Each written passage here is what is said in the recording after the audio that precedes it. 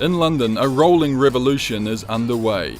A two-wheeled love-in led by coffee-trading grease monkeys like this, and sophisticated cycle clothing companies like this. It's part gallery, part shop, part cafe, part meeting place. It's a meeting place for people who are interested in road racing. So it's quite specific. It's a club, but you don't have to be a member. Just 100 metres away, Full City operates at the other end of the spectrum.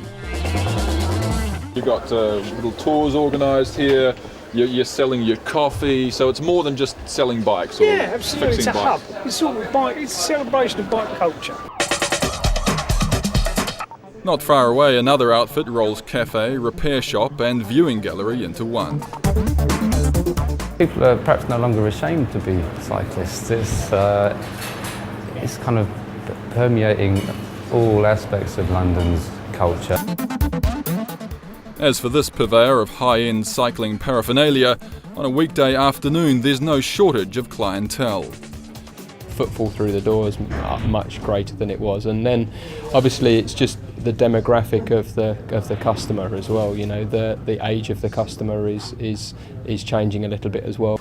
Because according to Mintel, the biggest growth in UK cycle sales this year came from 35 to 45-year-old family men treating themselves to premium road bikes. Now it's maybe a slightly older person might be coming back to a bike. The sort of analogy of a midlife crisis to buy a really nice high-end racing bike. Whoever's behind the handlebars, they're all riding on the back of a surge in cycling's popularity. If you look at the growth in cycling numbers, it's stratospheric. There's now nearly 600,000 journeys a day in London, in the capital.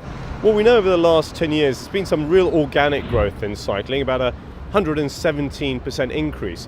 But over the last couple of years we've seen a real step change, and in fact last year we had a 10% increase in cycling overall. By 2026, the Mayor of London wants to see over 1 million bike journeys a day in the city. The cornerstone of his plan is a series of cycle superhighways. 2 will open this year, the target being 12 by 2015. Overall, there's £117 million in this financial year that we're spending. Over the Mayor's 4-year term, we will probably spend upwards of £200 to £250 million on various programmes. There's no such long-term thinking at Rafa's Cycle Boutique because this space is designed to exist for only long enough to catch the summer. The real goal here for the online retailer is brand awareness rather than short-term profit. If you actually to work out a trading margin on it, it wouldn't make sense at all. But if we can cover our running costs and leave a real marked impression on the customers, then that's worth doing. Rafa's brand building extends to its own high-end conceptual magazine. It's not got race results in it and race interviews as such. It's very much the insider's view of bike racing.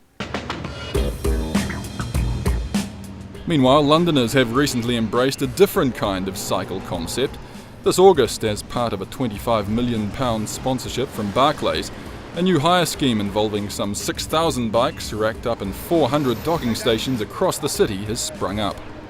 We've had almost 300,000 journeys in over 3 weeks, over 60,000 people sign up as members, and 93% of them have done journeys under half an hour, which once they've paid for their membership are free. Encouragingly, only one of these £700 bikes has so far been stolen. Not a bad result when you consider that over 20,000 bikes were pinched in London last year. There's a lot of bike theft in London. Which isn't surprising given how much some people are shelling out for their wheels. It's not uncommon people will spend well in excess of £2,000 on a bike and a lot more than that if they really, really want to. Getting more people onto bikes, an often under-strained public transport system, should make sound financial sense for the city. A government report recently showed that every pound spent in cycling, you can get up to £3 or £4 in benefits back. We think that's well worth it. And ultimately, buying into the cycle lifestyle must surely be a good thing, whoever happens to be peddling it. Yesterday we finished at 9:30 in the evening, just because we had so many things going on. Places like this are brilliant. You can go and have a cheap cup of coffee, good conversation, and lots of nice bikes to look at. It's all different tribes to do with cycling, whether it's commuters or fixed wheel riders or BMX or whatever. We're just enjoying that.